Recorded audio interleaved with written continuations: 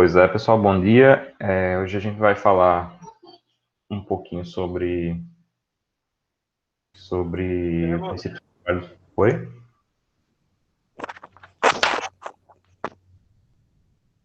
Oi, Caio. Opa, bom dia, bom dia. Não, só Bom dia. falar, ver se estava testando. Ah, Você falou tá. comigo agora, eu consegui te ouvir, mas só que travou aqui o computador, eu não consegui te responder, não. Aí tive que tentar pelo Tranquilo, celular. tranquilo. Tinha começado a aula? Começou agora. Perdão, perdão, bora lá. Tranquilo, fique em paz. Deixa eu só ajustar aqui algumas coisas. Então, hoje eu agradeço a todos, tá? Por estarem aqui nesse momento, sábado de manhã, né? Não é para todo, não é para qualquer um. Então, o fato de vocês estarem aqui em grande quantidade me deixa muito satisfeito. Então, a aula de hoje a gente vai ter dois momentos, tá? Pode ser que a gente se alongue um pouco além da 1 hora, tá? Mas não vai muito também, não. Quando estiver chegando 8 horas, eu vou tentando encaminhar para a gente não ferir os horários marcados com vocês, tá? Pode ser que vocês tenham outro compromisso a posteriori. Então, a gente vai começar falando um pouco sobre, deixa eu ver aqui, estou compartilhando com vocês a tela. Então, vou esperar um positivo aí do que vocês estão vendo para a gente começar. Alguém vê até? Não, tá indo ainda. Então, assim, a aula de hoje a gente vai falar um pouco sobre a fórmula de Mohr e vamos continuar aquele exercício que a gente começou a fazer na quinta-feira, tá bom? Então, o que seria a fórmula de Mohr, né? A gente chegou no final da aula passada, né, ao que a gente chamou de princípio das forças virtuais, PTV, princípio dos trabalhos virtuais. Chegou a seguinte denotação, né? Ou seja, o trabalho das forças externas virtuais é igual à energia da formação virtual. Então, essa apresentação para a gente é o que a gente chama de PTV, tá? Princípio dos trabalhos virtuais. E ele tem uma fundamental importância para a gente, conforme a gente observou no exercício de quinta-feira, tá? A gente conseguiu calcular um deslocamento, né? A gente concluiu até pelo WhatsApp, né? A gente conseguiu calcular um deslocamento, só que esse deslocamento ele era exatamente na direção da aplicação da força externa, tá? E aí a gente chega na seguinte situação, não é essa não é a situação ideal, porque eu quero calcular qualquer deslocamento na minha estrutura, tá? Então, para calcular qualquer deslocamento na minha estrutura, aquele princípio da conservação da energia ele não é suficiente. Daí a gente vai fazer uso do PTV, tá? E a ideia do PTV aplicada, ela vai recair naturalmente no que a gente chama de fórmula de Mohr, tá? A fórmula de Mohr, se vocês observarem, né, não mudou muita coisa do que tinha anteriormente para agora, tá? Se vocês observarem aqui, que muda apenas o primeiro membro da equação, os demais, o segundo membro continua igual. Então, Mohr e outros pesquisadores, não foi só Mohr, tá? Mas mais à frente eu ilustro quais são os outros. Eles tiveram a seguinte ideia: poxa, se eu posso fazer os trabalhos de qualquer força virtual, eu vou criar uma força virtual específica, justamente na direção e no sentido daquele deslocamento que me interessa, e com essa força unitária na direção de interesse do deslocamento real, eu vou poder calcular o deslocamento de interesse, né? Então, é uma ideia bem simples, né? Só que com uma grande eficiência. Então, a partir de agora, a gente tem como calcular qualquer deslocamento da nossa estrutura, tá? Qualquer deslocamento. Observe que aquele somatório que existia anteriormente deixa de ter sentido, tá? Porque agora eu não estou falando mais de várias forças externas, eu estou falando só de uma força externa. E essa força eu aplico ela numa posição de interesse.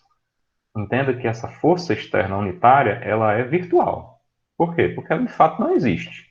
Eu a coloco na condição de existência apenas por um subsídio matemático. Então, como subsídio matemático, ela funciona e vai me criar uma série de trabalho, de esforços internos virtuais que estão representados aí, se vocês observarem no segundo membro, com esses terminhos com um tiozinho em cima. Então, quando você observa o tio sobre o esforço, esse é um esforço virtual, tá? Então, aqui é um esforço normal virtual, um momento fletor virtual, um esforço cortante virtual e um momento de torção virtual. Tá? Observe que todos os demais termos se mantêm. Outra particularidade, não sei se vocês perceberam, é que no PTV, né, nos dois lados da equação, observem isso, não nesse aqui, mas no anterior tem, não sei se vai estar aqui no slide, que a gente construiu no final da última aula, tá? Tá aqui. Vai voltar mais um aqui, voltando. Acho que apaguei. Pronto. Quando a gente construiu o princípio dos trabalhos virtuais, observe que a gente tinha um meio aqui, ó. Estão vendo? Tem um meio tanto no primeiro membro, como em todos os membros, os demais membros. Permitem mais uma pessoa aqui, pessoal. Então, isso é algo interessante a gente observar, tá?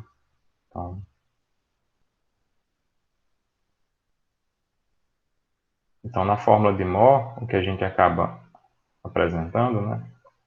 Meu computador está bem lento aqui, tá? Acredito que vocês... Pronto, chegou. A fórmula de Moore vai mostrar justamente isso, tá? Eu tirei aquele meio que estava nos dois lados da equação, então os termos agora são um pouco mais simples, tá? Eu chamo a atenção disso, tá? Porque na fórmula de Moore, a gente está tratando de calcular um deslocamento de interesse, tá? Um deslocamento generalizado de interesse. Como eu apliquei uma força unitária, eu posso cortar o meio que tem tanto no primeiro membro da equação quanto no segundo membro de todos os termos, tá? Apenas uma forma de simplificar. Professor, se eu tivesse feito isso no PCE, que eu estava trabalhando no exercício da quinta-feira, eu podia ter feito? Podia, porque tem meio dos dois lados, tá, pessoal? Só que como a gente está tratando de energia, se eu cortar os meios, então quando você estivesse calculando aquelas energias, as energias seriam energias dobradas, tá? Então por isso que a gente, quando está trabalhando com energia, a gente não retira o meio, para que aquele cálculo de energia seja um cálculo verdadeiro, tá? Então, a gente, em essência, faz isso com a forma de Mota. Então, qual vai ser a ideia de uma forma geral? Que a gente vai recair no que a gente chama de método da carga unitária. Então, a aplicação da forma de Moore recai no que a gente chama de método da carga unitária, que é uma particularização do princípio dos trabalhos virtuais. Tá? Essa particularização, aí, falando quem foram os pesquisadores, né, foi o Maxwell Moore, o James, que é o James Clerk Maxwell, e o Otto Moore. Eles desenvolveram o trabalho de forma independente, cada um estava no seu canto, e eles tiveram essa ideia de como calcular o deslocamento de uma estrutura qualquer, sem ter as condições energéticas favoráveis. Né? Quando a gente tem as condições energéticas favoráveis, é o que a gente fez na aula de quinta-feira. Você vai lá e calcula o deslocamento. Quando a gente não tem as condições favoráveis, o que a gente faz é usar esse subsídio de trabalho virtual. Então, para determinar o deslocamento, né, um determinado ponto da estrutura, a gente cria um estado de carregamento na direção e no sentido desse deslocamento que a gente pretende calcular. Vocês me desculpam, eu vou falar abrir um parênteses aqui importante. Vocês observam que eu fico fazendo assim? É porque eu estou tentando olhar para vocês. É um negócio de professor, entendeu? Mas para olhar para vocês, eu tenho que olhar para a câmera, né? Só que vocês estão aqui, então eu fico nessa. Não é porque eu estou apresentando o Jornal Nacional, não, tá? Quando eu faço assim, eu quero ver vocês. Depois eu vou dar um jeito de pegar a tela e botar aqui em cima, mas eu ainda não consigo, tá? Deixa eu só mandar um selfie para vocês entenderem como é que é a vida aqui difícil, tá? Vai pro grupo agora. Já que eu abri o parênteses, vamos fazer um parênteses completo, tá bom?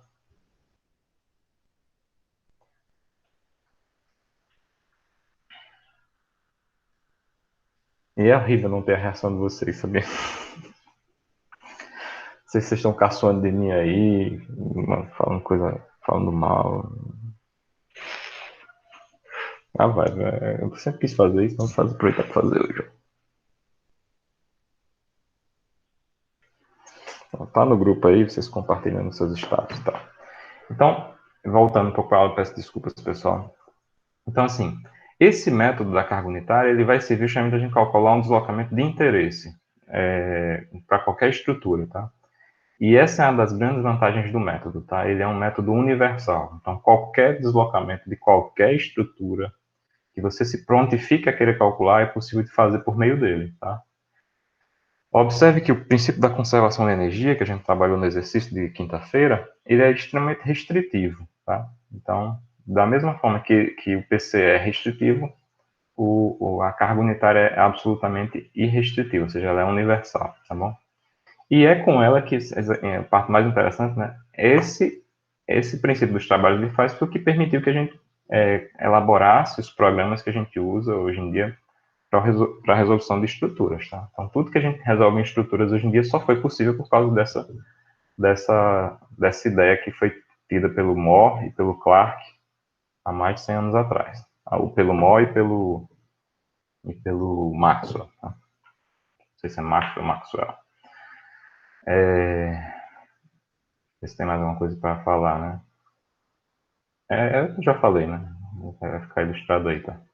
E aí, quando a gente vai aplicar, tá, essa fórmula, como eu disse, em todos os problemas, é uma abordagem que é realmente universal. Aí a gente vai entrar no que a gente chama de considerações práticas, tá? E dispensação de esforços nulos, né? No exercício de quinta-feira, vocês observaram que a gente fez a gente acabou desprezando, né? No cálculo que a gente realizou, a gente acabou desprezando esse termo aqui, né? A gente desprezou esse termo. A gente nem entrou nas nossas contas, a gente nem levou em consideração. A gente não trabalhou com forma de molar, mas no caso de energia, tá? Mas observem que existe guarda-se a mesma estrutura que a gente observou lá. Então, o que a gente vai observar claramente, né, quando for aplicar a fórmula de Moore, é que sempre que os esforços forem nulos, a gente vai dispensar, tá? Então, a gente dispensa, obviamente, dos cálculos que não tem sentido, tá? E aí a gente vai entrar no que a gente chama de considerações práticas, tá? E agora eu vou puxar vamos voltar lá para o nosso exercício, tá? Fazer aqui uma troca de tela.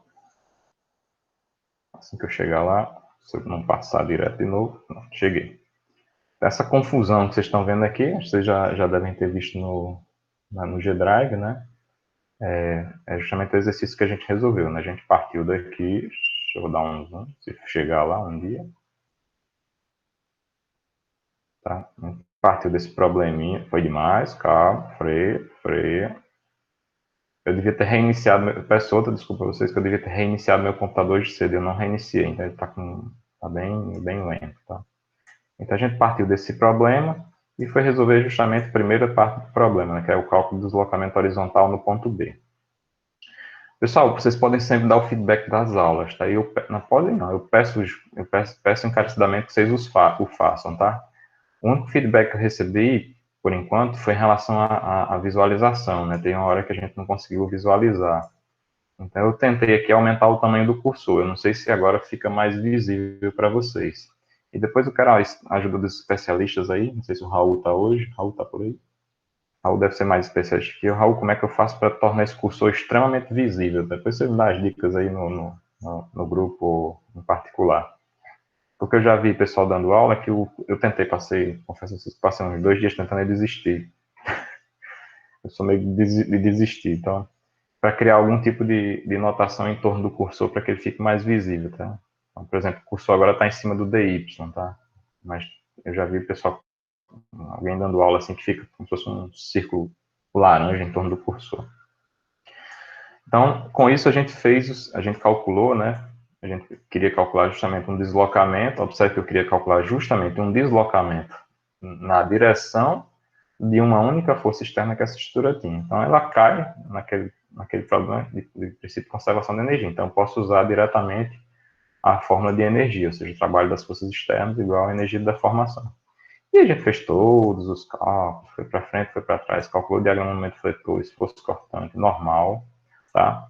Observou que o momento torsor ele é nulo, né? Ou seja, não tem torção para esse tipo de problema, então a gente recaiu nesses três termos de energia externa, energia interna, tá? Fez todos os cálculos, espero que a maioria já tenha feito, ou pegado depois no grupo, e a gente chegou na seguinte informação, ó. A energia do momento fletor foi de 0,26 TF vezes metro, tá? A energia do esforço normal foi de 0,00, eu deixei intencionalmente com 6 casas, tá? Vocês vão entender o porquê. 0,00214, ou seja, 214 vezes 10 a menos 3. E a energia, Ctrl Z, e a energia do esforço cortante, 0,01058, tá? Então, esses dados mostraram para a gente algo interessante, né? Depois eu usei isso para calcular o deslocamento, mas eu não quero nem chamar a atenção do deslocamento agora, eu quero chamar a atenção da relação energética que a gente observa entre o esforço de momento fletor e o esforço de, e o esforço cortante. E a mesma coisa para o momento fletor e o esforço normal, tá? Então, se a gente observa bem, o momento fletor, ele é da ordem de 250 vezes mais energético, ou seja, contribui mais em termos de energia para o deslocamento, para a deformação da estrutura, do que o esforço cortante. Compreendem isso? Então, a escala de grandeza é muito diferente, né? E se eu for comparar com o esforço normal para este problema específico, né, essa ordem ainda é muito maior, né? Chega a ser 1.236 vezes maior, tá? Se eu não tiver errado em nenhum cálculo, tá? Isso traz para a gente uma informação bem importante. Agora a gente retorna aqui para a aula, tá? Em algumas situações, é muito interessante a gente pensar sobre o problema. Para quê? Para que eu não tenha um trabalho energético, por assim dizer, pessoal, né? Maior do que o necessário, tá? E até para que o meu programa, que eventualmente eu esteja usando ou fazendo, né? Posso estar fazendo um programa, né, para resolver uma estrutura, para que eu não gaste energia, tempo de processamento, tá? Fazendo uma conta que no fundo não vai resolver o meu problema, não vai mudar a resposta do meu problema, tá? Então, a gente vive uma era, vocês vivem, né, nativos digitais, onde a gente praticamente não tem limites para dados, tá? A prova maior é a nossa disciplina, tá? Eu acredito que a gente não tem nenhuma semana de aula, a gente já deve ter gerado algo em torno de 7 a 8 gigabytes de informações. Não sei se vocês perceberam isso, né? A gente já gerou essa quantidade de informação absurda, em vídeos, em gráficos, então tudo isso aí somando já é uma quantidade de informações que se eu falasse para, eu não sou tão velho, tá? O pessoal disse que eu tenho 56 anos, eu tô marcando na hora de avaliar a prova que vocês vão ser vou ser bem rigoroso com vocês. Eu só tenho 36 anos, tá? Então eu sou um pouquinho mais velho que a maioria de vocês e tem os cabos aí que são mais velhos que eu ainda, tá? Pelo que eu vejo nas fotos, começar a entregar. Então, assim, existe uma mudança temporal. Se eu falasse na época que eu fiz graduação, que a gente ia guardar um arquivo de 7 GB, as pessoas iam rir de você. Vai botar onde? Onde é que você vai botar? Você vai para a NASA? Iam falar uma coisa com isso é 20 anos atrás, entendeu, galera? Como as coisas mudam muito rapidamente. E assim, como é exponencial, esse vídeo vai ser gravado hoje e esse eu vou postar, tá? Porque ele vai ser a nossa aula gravada também. Sobre fórmula de Moore, né? Eu vou tentar editar para ficar só a parte de fórmula de Moore no vídeo, tá? Então, assim, eu perdi um pouco a minha linha de raciocínio. Quem quiser me ajuda aí que eu pensei em uma coisa e fui para outra. Não dá para ver o vídeo agora porque só ver 20 anos atrás, 7 dias. Pronto. Há 20 anos atrás, né, quando eu estava sentado no local que vocês estão, a gente tentava de todo jeito mesmo, e a gente fazia umas manobras bem interessantes, guardar todas as informações em um disquete, tá? Que era prático. O disquete era prático, eu tinha como levar ele para casa, era o G-Drive da época, tá? E a gente fazia trabalhos incríveis nessa época, tá? Trabalhos incríveis. Aí eu disse, professor, mas é 20 anos. Volta 10 anos atrás. Há 10 anos atrás, um pouquinho mais de 10 anos, eu estava fazendo, há 12, né? Eu estava fazendo um mestrado. E o programa que eu desenvolvi no mestrado, ou seja, o programa de computador que eu gerei lá, a gente fez também coisas assim, minúsculas em termos de quantidade de dados, né? Então, um programa que não cabia num disquete, obviamente, né? O tempo mudou um pouquinho, mas cabia tranquilamente em 10% de um CD, tá? E o programa fazia coisas maravilhosas, tá? Faz, né? Faz tempo que eu não abro ele, mas fazia coisas maravilhosas em termos de cálculo de esforços em placas e chapas.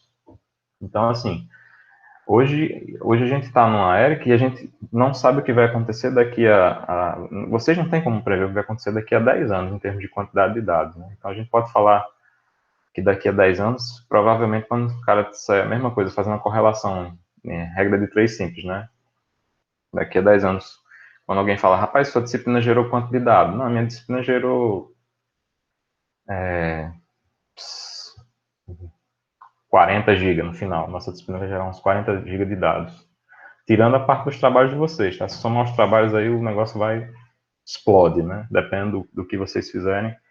Foi até um problema no semestre passado, né? O pessoal teve problema de processamento de dados, né? Para apresentar os PBLs, tá? Então, assim, a gente vai chegar a 40 GB. 40 GB eu boto aqui na minha pele, entendeu? Então, a gente não sabe o que vai acontecer daqui a pouco tempo, tá? Em termos de processamento, tá? E o que é bom para nós hoje, né? A gente só está tendo essa aula hoje porque a gente tem esse poder de processamento real, tá? Então, vocês estão me vendo em tempo real. Eu queria até fazer um mapinha de vocês depois, onde cada um de nós estamos hoje. Vocês vão observar que a gente está espalhado numa região relativamente grande, tá? Então, assim, voltando agora um pouquinho à aula, né? Desculpem aí a divagação, mas é importante de vez em quando divagar para a gente filosofar. O que a gente vai fazer na prática é buscar entender em cada problema qual é o esforço de interesse. Pelo exercício que a gente fez na quinta-feira, a gente chegou a uma conclusão muito simples. Pelo exercício apenas, tá? Ele é apenas um exercício, não é o conjunto de todos os exercícios do mundo, tá? Se eu for calcular um novo problema de pórtico, eu não tenho a menor dúvida, tá? Guardadas as devidas proporções, obviamente, isso pode aumentar ou diminuir, esse número que a gente acabou achando, 250 de 1.236, de relação entre energias, eles podem aumentar ou diminuir, tá? Mas guardadas as devidas proporções, se eu for trabalhar com um problema de pórtico, a única parcela que me interessará será essa daqui. Vocês concordam comigo? Só me interessa a parcela de momento fletor. Ok? Agora, se eu estiver trabalhando com uma treliça, é muito claro para mim que eu não vou ter momento fletor, ou pelo menos não deveria ter momento fletor. Tampouco esforço cortante. Então, se eu fosse trabalhar com a treliça, por exemplo, então a única parcela que me interessaria seria essa daqui, ó. Ok? Então, cada tipo de problema vai levar a gente a uma consideração ou outra. Se eu for trabalhar com uma grelha, então o que é que vai me interessar? Provavelmente, se eu for trabalhar com uma grelha, vai me interessar só o momento fletor e o torsor. Ok? Então, para cada um dos problemas, a gente vai fazer o que a gente chama de considerações práticas, tá bom? Deixa eu ilustrar aqui. Aí tem alguns pequenos exemplos. Por exemplo, uma treliça. Desde que as cargas sejam absolutamente nodais, ou seja, são as treliças no seu sentido clássico, tá? A fórmula de Mohr vai recair nessa formulazinha mais simplesinha, né? De deslocamento igual ao somatório do produto dos esforços normais sobre a rigidez axial das peças, tá? Observe que deixou de ser uma integral, passou a ser um somatório, tá? Por que deixou de ser uma integral? Porque, em geral, nas treliças, tá, os esforços são constantes, tá? Então, não tem sentido fazer a integração. A integral recai numa relação constante, tá bom? Para vigas, tá? Foi que alguém deu spoiler lá no grupo, né? O problema também vai ser muito semelhante ao que a gente obteve no caso dos pórticos, tá?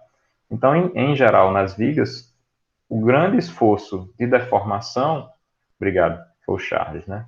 O grande esforço que provoca deformação, provoca deslocamento, é o momento fletor. Tá bom? Então, é o momento fletor que nos é de interesse. Tá?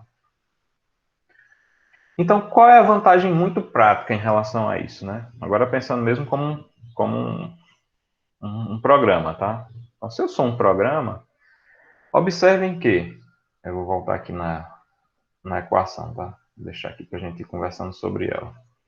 Se eu sou um programador, nós temos alguns aqui que gostam de fazer programas, né, de computador, observe que para calcular cada um desses termos dessa equação, ele tem um custo computacional, né? Então, se eu tinha 4 custos computacionais e eu vou calcular uma viga, é muito mais interessante que eu faça o uso apenas do cálculo daquilo que me interessa. Tá? Então, o custo para eu calcular a energia de momento, ele é igual ao custo que eu tenho para calcular a energia de normal e a energia de cortante e a energia de torsor. Então, o meu programa fica mais rápido, eu faço as contas mais rapidamente e eu entendo melhor o problema de uma forma mais mais simples, tá bom? É por isso que tem essa dispensação prática, tá bom? Para concluir, tá? Então, para cada tipo de problema, a gente vai observar qual é a restrição, tá? Em geral, a gente diz que para os pórticos planos, né, a gente vai desprezar o efeito normal e aí quando eu falo, principalmente sujeitos a forças laterais, que é exatamente o problema que a gente resolveu, tá? E a parcela de esforço cortante também pode ser desprezada, tá? Ela provoca uma deformação muito pequena em relação ao aumento vetor. Então, o esforço normal ele vai ser muito importante sempre que a gente estiver calculando arcos, tá? Porque aí o esforço normal ele tem preponderância em termos de esforços. Quando estiver tratando de tirantes, obviamente o tirante é um elemento que trabalha eminentemente ao esforço normal, ou seja, uma tração ou uma tração, né? As barras de treliça podem ser tração e compressão. Quando você tiver uma estrutura onde você tenha pilares esbeltos, naturalmente o esforço também vai ser importante, tá? Os esforços normais. E em peças protendidas, idem, tá? As peças protendidas, a gente não pode desprezar o efeito normal, porque a protensão, ela é uma elevação do esforço normal das nossas estruturas. Então, a gente tem necessariamente que fazer a consideração do efeito normal, ou seja, da energia normal, da energia provocada pelo esforço normal, na consideração das deformações. Tá bom? Agora a gente volta aqui para o nosso exercício, tá? Então, se a gente observar, né, essa aula aqui, pessoal, eu devia ter feito ontem de manhã, tá? E eu não fiz, obviamente, vocês perceberam. E, obviamente, vocês não precisam fazer, a não ser os que estão ausentes, né, fazer a anotação do YouTube. Vamos agora para a segunda parte do exercício, tá? Eu peço que quem não fez o exercício, pegue o exercício feito, tá? A parte A, né? Então, a gente fez isso aqui já. Opa, faltou aqui o negócio. A gente já fez isso aqui. A gente vai fazer agora, a gente vai se atentar na aula de hoje a fazer esse outro, tá bom? Deslocamento vertical no ponto C. Então, quem não fez o exercício ainda, eu recomendo fortemente que faça, tá? Esse arquivo está disponibilizado já na pasta do Drive chamada aulas de exercício, uma coisa assim. Então, você vai lá e está disponível o arquivo com isso, toda essa resolução. Obviamente é uma confusão, né? É um quadro meio maluco, tá? Mas dá para entender, principalmente que tem uma parte que foi gravada até aqui, e aí daqui para frente você acompanha no WhatsApp, tá? Tá tudo no WhatsApp. Todo esse caminhozinho que foi feito aqui, até chegar ao nosso deslocamento de 13, e essa análise final de energia, que era justamente uma prévia para a aula de hoje, tá? Então vamos agora para o exercício B, por assim dizer, o segundo exercício.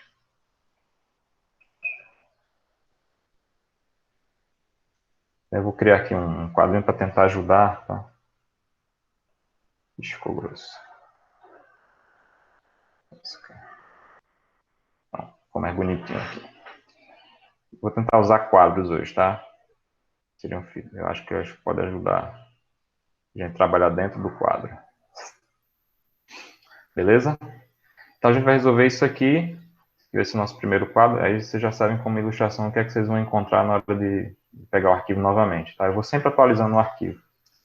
Então, para calcular o deslocamento no ponto C, eu primeiro aqui vou copiar isso aqui, tá? Para a gente não ficar...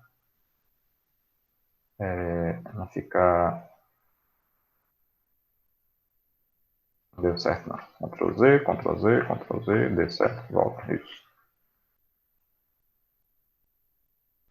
Está ensaiando ao vivo, tá, pessoal? Peço mil desculpas aí. Eu só quero copiar isso aqui. Não dá certo, não. Tudo bem, não vamos estressar, não. Então, assim, vou ilustrar aqui em cima desse mesmo. Vai ficar uma confusãozinha, mas vocês me desculpem. Deixa eu dar uma apagada, tá? Tem um arquivo já disponível, né? Eu vou mandar outro. E eu não estou salvando sobre, eu estou mandando em sequência justamente por isso, que pode ser que eu tenha apagado uma coisa ou outra, para não gerar confusão para vocês. Então, deixa eu melhorar aqui nossa visão. desse problema.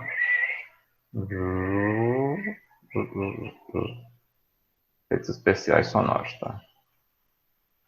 Pronto, eu quero só isso aqui. O segundo item pedido, pessoal, é o deslocamento vertical do ponto C. Então, o ponto C é esse aqui, ó. Vocês estão observando o cursor, vou movimentar um pouquinho ele está aqui. Então, eu quero saber quanto esse ponto, especificamente, né? Quanto esse ponto, especificamente, verde não, vou usar vermelho, chamando a atenção. O quanto este ponto aqui vai se deslocar no sentido vertical, tá bom? Ó, também é um deslocamento vertical. Então, para calcular esse deslocamento vertical, eu vou ter que usar algum tipo de artifício, tá? Haja vista que o deslocamento que eu calculei, que era no ponto B, foi via PCE, ele estava exatamente na direção e no sentido da força externa. Então, para cá não há o que fazer. Conservação de energia não vai me ajudar. Quem vai me ajudar aqui vai ser quem? Vai ser o princípio dos trabalhos virtuais, tá? Então, o princípio dos trabalhos virtuais vai nos ajudar a calcular esse problema por meio da fórmula de Mohr. Tá? Então, qual vai ser a estratégia que a gente vai usar? Eu vou pegar esta estrutura aqui, tá? Vou dar um reduzir o tamanho dela, deixa eu ver se é possível. A desvantagem, é uma das desvantagens do quadro, tá? Ele tem uma mobilidade ruim, tá? Porque ele cria um arquivo só. Eu não tenho mais como pegar só ele aqui, tá? Não tenho mais como pegar só ele aqui. Eu não estou querendo refazê-lo todo de novo. Tá? Eu vou deixar ele aqui e a gente vai começar a fazer os exercícios aqui dentro, tá bom? Então, o que é que eu tenho que fazer, né, para resolver via PTV? Primeiro, eu vou ter que criar um estado, vamos aqui para o PTV. Então, eu vou ter que criar um que eu chamo de estado de carregamento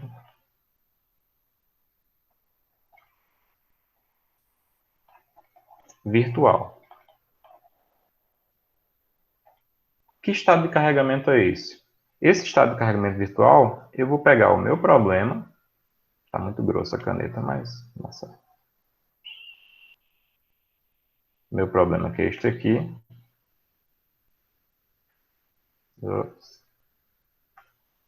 Que é esse aqui.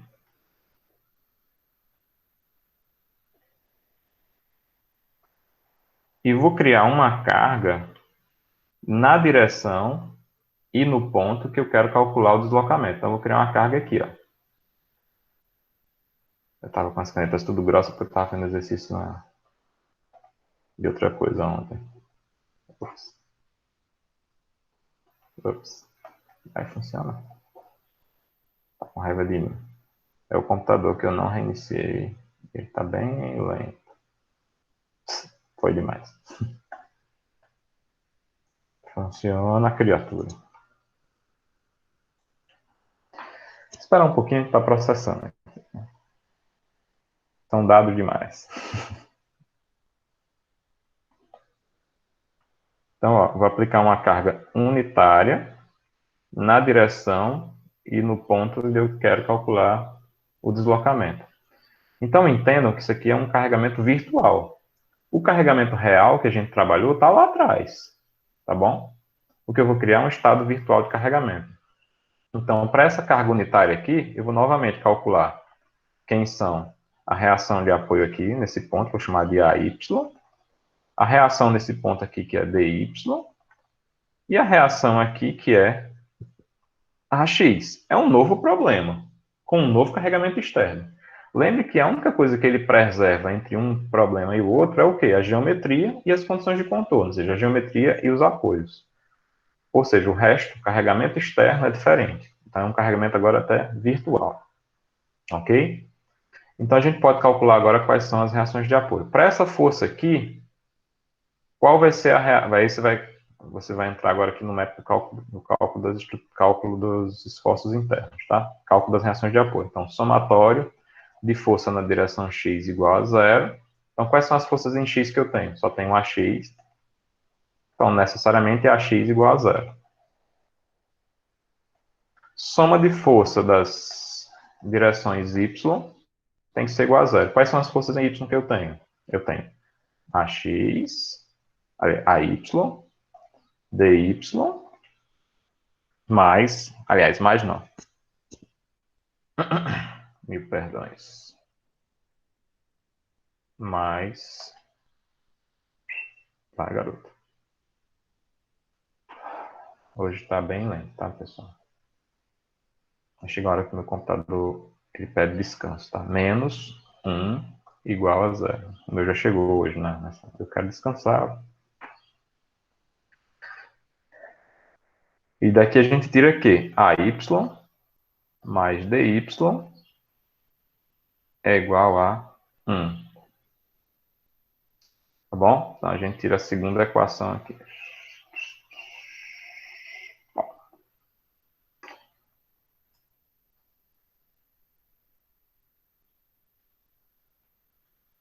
Qual é a terceira equação? A equação em momento, tá?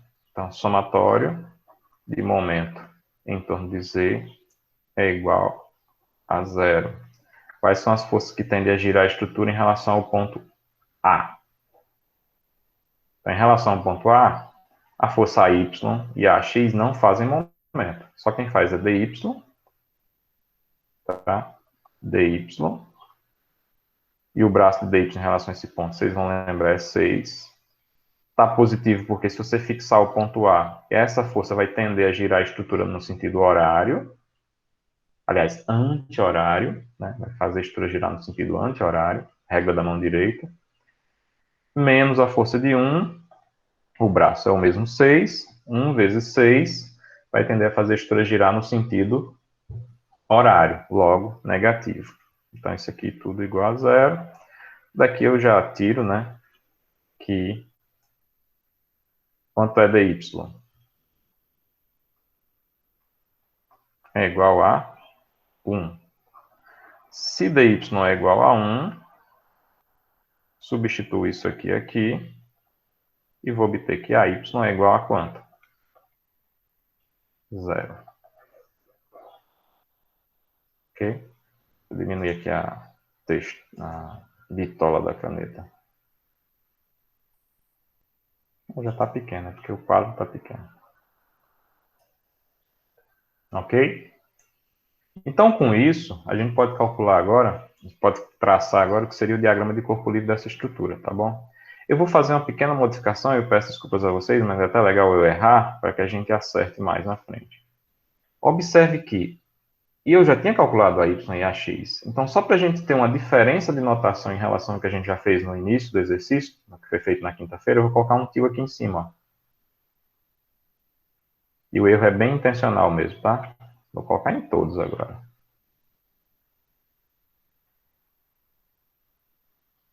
O que é que o tio representa para a gente? Quem abrir o microfone me responde.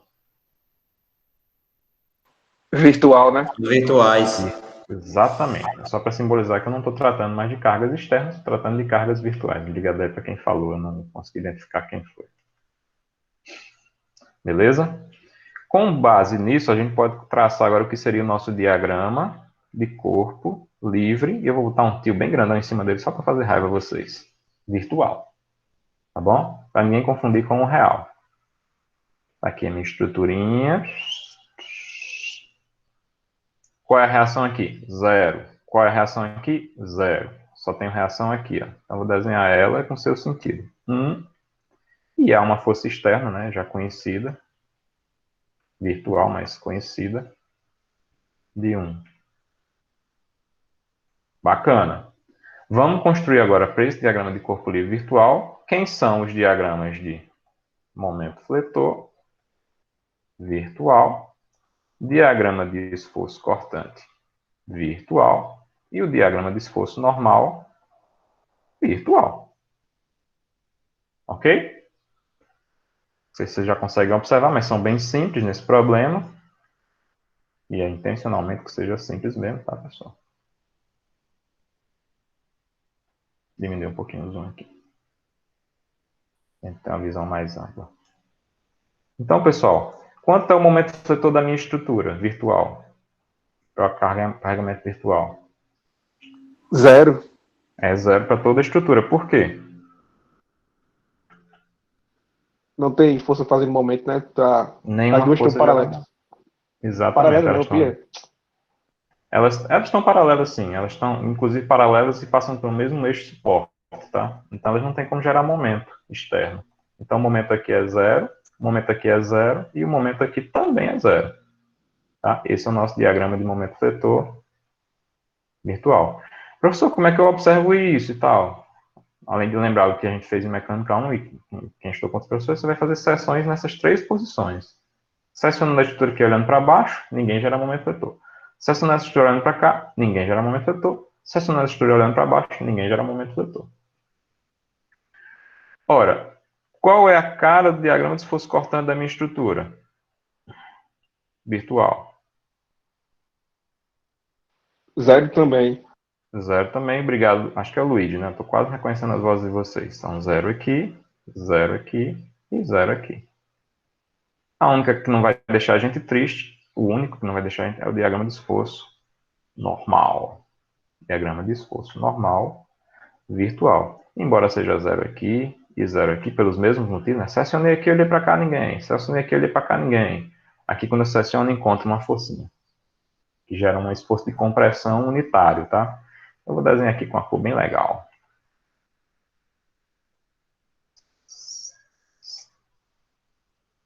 E é unitário de valor igual a 1, tá bom? Ou seja, só tem esforço normal, e esse esforço normal é unitário no pilar da direita. Ok, pessoal? Isso posto, a gente agora pode aplicar o nosso princípio dos trabalhos virtuais. Então, eu vou escrever a primeira vez aqui, que é a nossa fórmula de Moore, na verdade. A fórmula de Moore estabelece o seguinte. Epa, agora deixa eu tirar essa caneta, senão vai ficar muito estragado aqui para vocês. Professor, a normal, essa normal, ela é positiva mesmo, não é negativa, não? É compressão, né? É. É negativa. Obrigado aí quem chamou a atenção. Vamos corrigir, tá? Vamos corrigir.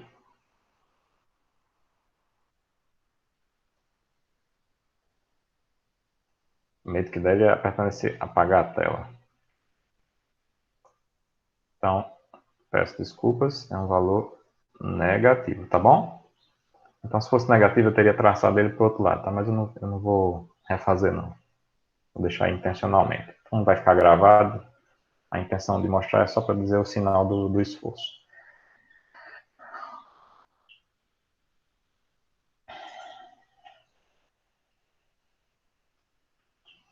Então, a gente vai aplicar agora a nossa fórmula de Moore, que diz o seguinte.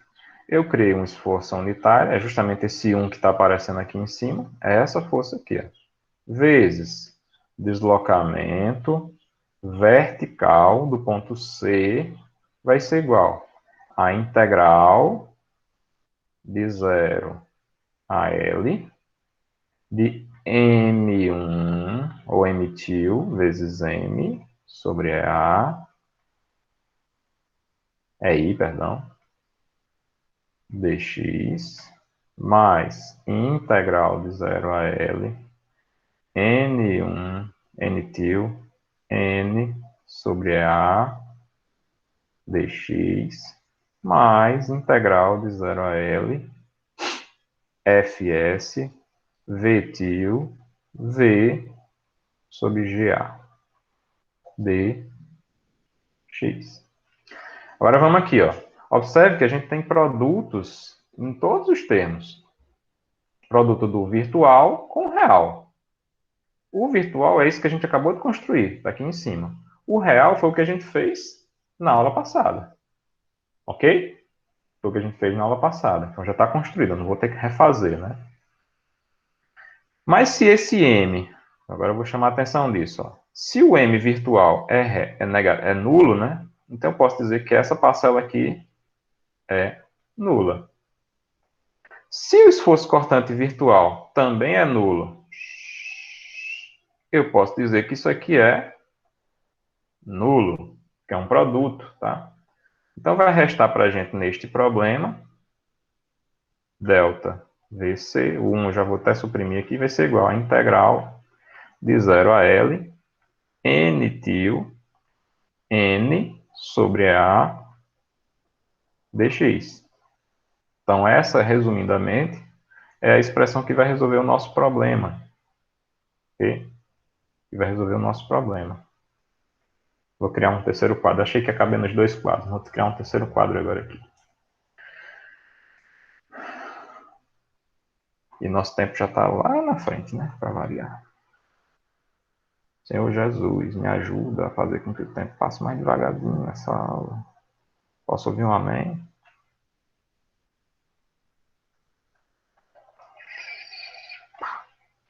Beleza. Tô aprendendo, tá vendo? Na última aula eu vou estar sendo bonitinho. Tem uns 2 meses. Só o computador realmente está... As reações estão lentas. Tá? Parece que eu estou fazendo as coisas lentas, mas é porque o computador... Eu peço para ele fazer uma coisa e ele não está fazendo. Então, só deixar essa observação.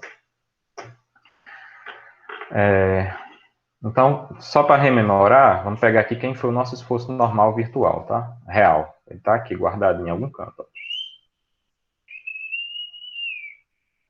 Essa criatura aqui, ó. Tá certo? É o nosso esforço normal real que a gente calculou na quinta-feira. Deixa eu ver se funciona uma ferramenta nova aqui para brincar com vocês. Esse aqui faz assim, parará, pega para cá, pega para lá, assim, pá. Deu certo. Copiar.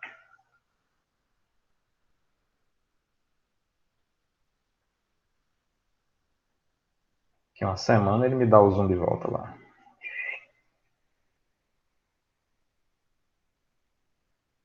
Só não sei se vai dar certo o colar. Eu, ué. Olha que bonitinho. Então, na mesma tela a gente consegue ver os dois, tá? Então, o esforço normal está aqui, real, o esforço virtual está aqui. Os dois vão entrar nesse input aqui, tá? Então, voltando aqui para o cálculo, deslocamento vertical do ponto C vai ser igual. O EA, pessoal, é constante, então eu posso sacar da integral. Vai ficar assim, 1 sobre EA, que multiplica. Vou abrir um parênteses aqui, não precisaria, mas vou abrir 0 até 3, que é só onde tem esforço normal, tanto aqui quanto aqui. Compreendem? Embora eu tenha esforço normal aqui, real, o virtual aqui é nulo. Embora, e aqui no caso os dois são nulos. Então, só o único trecho que vai influenciar naquele deslocamento é isso. Então fica essa informação importante. Para esse deslocamento que eu estou calculando no ponto C, a única barra que causa algum tipo de deslocamento dela é a própria barra, o próprio pilar que morre no ponto C. E aí a gente vai ver uma coisa bem interessante agora. Quanto é o esforço normal virtual? Menos 1. Quanto ao esforço normal real? Menos 10 terços. Isso aqui tudo dy, né? Porque assumir que a vertical é y. Não vai acontecer a coisa interessante que eu queria que acontecesse, não. Mas faz parte. Delta VC, depois eu explico que seria interessante. O quanto é 1 sobre A? 1 sobre o E é 2.600.000, se eu não me engano. Tá aqui, né? Isso. O A é 0,2 vezes 0,4. E agora vamos para a parte da integral, né? Menos 1 vezes 10. Menos 10 vai dar 10 sobre 3. dy, então vai ficar vezes y da integral, né? Variando de 0 até 3. Então, delta perdoa os matemáticos, eu acho que nem precisava desse colchete aqui, mas eu não sou matemático, sou muito ruim em matemática, então vou me dar o direito de errar. Então, quanto é que fica essa conta? Vamos lá. Se puder fazer aí, dividido por 3, vezes 3, dividido por 2.600.000, dividido por 2, dividido por 4.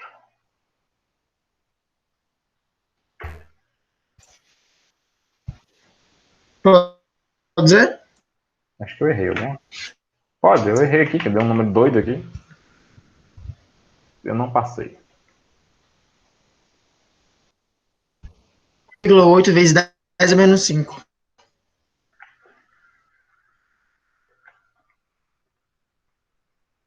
Olha, 4 vezes 10 menos 5. A gente está trabalhando com unidades de metro, né? Então, isso aí, metros. Então, dá um deslocamento bem pequenininho, como a gente tinha que esperar, né? Por que a gente tem que esperar um deslocamento pequeno? Poxa, eu já percebi que o esforço normal influencia muito pouco no deslocamento. O que foi isso? Não fui eu que fiz isso. Tá? Tô com a mãos ao alto. Deixa eu dar um Ctrl Z aqui. Gatinho. Acho que foi a ferramentazinha que tem na caneta que fez isso para vocês. Vamos só terminar isso aqui. A gente já tinha visto, né, que o deslocamento por esforço normal é muito pequeno em frente ao momento fletor. É macumba. Vai pra lá, jacaré. Vai ficar sem fechar, tá embaixo. Se eu fechar, vira aquele negócio estranho, vira a bandeira do Vaticano.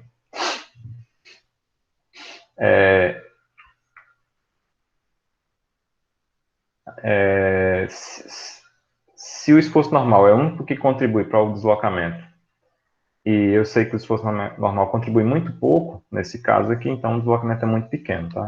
Então é uma fração de milhões de metros, tá? Então dá pouquíssimos. Só para a gente ter uma correlação de grandeza, né? A gente tem encontrado 13 centímetros no problema da aula passada, tá?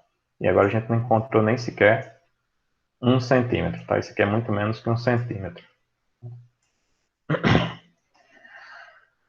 Então, só para representar aqui, se fosse para descrever aqui em centímetro, né? Delta VC. De metro para centímetro tem que tirar duas casas, então seria 4,8 vezes 10 a menos 3 centímetros. Muito pequeno, né? Um deslocamento muito pequeno. Por quê? Porque esse deslocamento é só o quanto aquela barrinha se comprime, por causa dos carregamentos externos. Ok? Eu abro para vocês. Podem fazer algum tipo de consideração, pergunta, dúvida.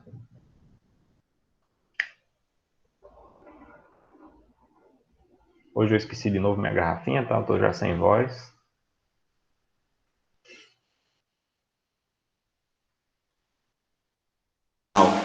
O lado esquerdo zerou, que é aquela barra maior do mais 10 terços, foi porque no virtual deu nulo, né? Exatamente. Se tivesse alguma parte de virtual aqui também, ela entraria na conta, tá? Da mesma forma que se houvesse momento fletor virtual e se fosse cortante virtual, teriam as parcelas dele influenciando no deslocamento, tá? Tem caso que esse método não serve, tudo dá zero ou alguma coisa assim ou não? Ou ele é geral? Ele é geral universal. Pode ser que tenha algum caso que dê zero, mas é porque o deslocamento é zero, tá? Aí, por exemplo, Luigi, se você estivesse levando em consideração só o momento fletor, aí é uma consideração importante. Professor, a gente chegou à conclusão que importa que eu não vou usar o esforço normal. Beleza. Então, nesse problema aqui, a gente teria calculado, pensando só no momento fletor, o deslocamento que acontece naquele ponto é zero. E entenda que esse deslocamento 4,10 a menos 3 é um deslocamento muito pequeno, é um deslocamento que na prática a gente diria que era nulo, tá? Pensando só no momento fletor. Teve uma menina que começou a falar, pode falar agora. Eu vi a voz feminina na hora que o Luigi falou, pode falar. Não sejam tímidos, por favor. Dou-lhe uma. Dou-lhe duas. Nada? Então, assim, para dar uma conclusão assim, daqui a pouco a gente vai para a parte de apresentação, né?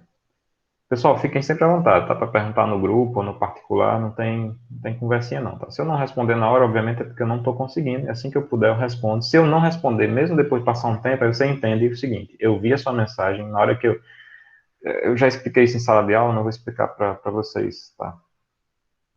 Como é que funciona a resposta de mensagem do professor, tá?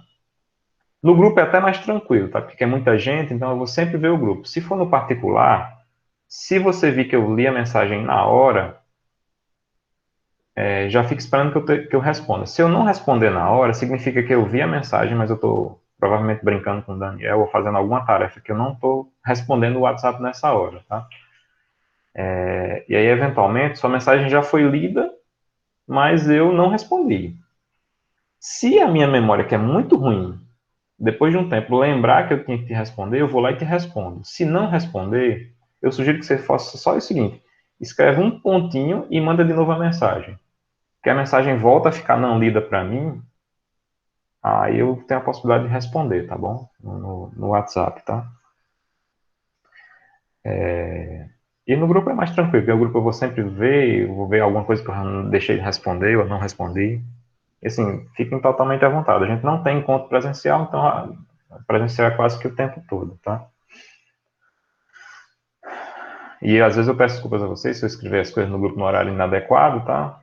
É mais para ficar registrado no grupo, tá? Não se preocupe em ler na hora e tal. Não vai ter nada que você tem que resolver agora, senão o mundo vai se acabar, não, tá? Tudo tem os prazos que a gente estabelece, tá? E a ideia do grupo é que fique lá registrado, né? Então, se daqui a 2 dias você quiser ver o que foi escrito lá, tá escrito, tá?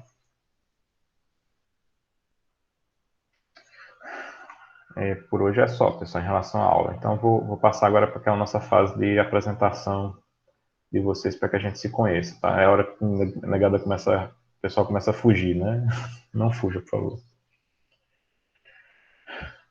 E agora tem um outro lado, né, que eu já começo a pensar, porque tem gente que eu já chamei, vou chamar de novo, vai passar vergonha de dizer, a pessoa eu já chamei, isso na aula passada, né? Tem alguém que se voluntaria? Vai, se voluntariem aí, vocês já se conhecem mais, já fazem várias aulas que estão se encontrando pessoalmente. O Sirleno já está oferecendo os amigos. O Sirleno é legal com os amigos. Posso falar, professor? Quem falou? Igor. Pode falar, Igor, por favor, se apresente. Meu nome é Igor, sou natural do Caicó. Estou no 7º período de Engenharia Civil no campus Angicos. E é isso. Valeu, Igor, obrigado. Viu?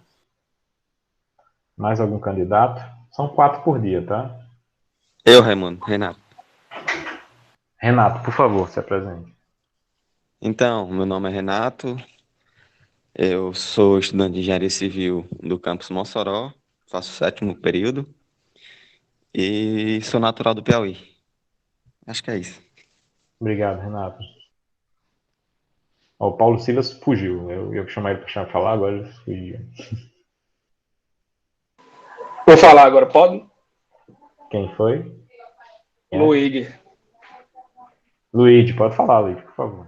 Pronto, sou o Luigi, sou natural Luigi. de Currais Novos. É Luigi. Mil desculpas, Luigi. Eu venho te chamando Luigi há um tempão. Acho que é por causa do jogo do Mario, tá? Eu sou da época que o jogo do Mario era o principal jogo de videogame. Então é Luigi. Mil desculpas. Sou natural de Currais Novos, como já disse. Estou no 7º período e sou do campus Angicos. Obrigado, Luigi. Você tem contribuído bastante. Eu agradeço bastante, viu, Luigi, pelas suas considerações no grupo e em privado. Valeu. Temos mais um candidato? É o último de hoje. Eu, professor. Vai. Você está escrito para mim como Lima Cardoso, mas quem você é? Pelo nome, assim. Me chamo Gabriel. Gabriel. Pode falar, Gabriel. Sou natural de Caicó e aluno do 8º período de Engenharia Civil do campus Angicos. Beleza. Obrigado, Gabriel.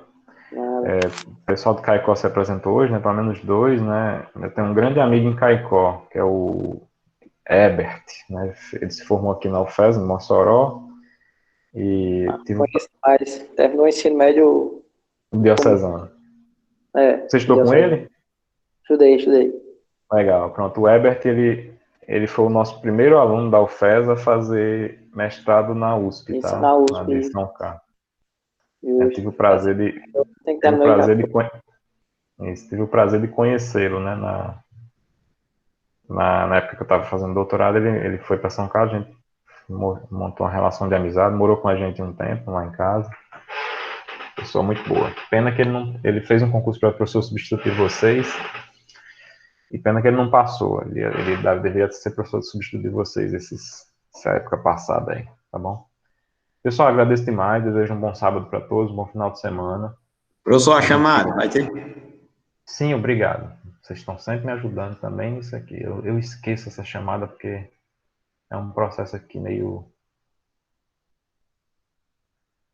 É automático, mas tem que fazer, né? Senão o bicho não faz. Vou clicar aqui no botão de novo. Isso vai salvar todo mundo. Salvou. Pessoal, eu ia pedir um favorzinho hoje para vocês. Obviamente que é absolutamente não obrigatório. Quem quiser e puder, para a gente fazer aquela selfie da turma, tá? Quem puder, pelo amor de Deus, olha aí, olha a sua volta, veja se não tem. Tem uns memes muito engraçados na internet, né, de ultimamente, né? O cara em aula online que aparece as coisas estranhas. Não quero ver nada estranho, ninguém quer ver, tá? Só se você puder, sua câmera permitir. Abra sua câmera para a gente fazer uma selfiezinha que eu mando pro grupo para todo mundo se ver, tá bom? Eu vou parar a gravação agora, mas a gente vai ficar só enquanto eu faço a foto, tá bom? Só para vocês entenderem.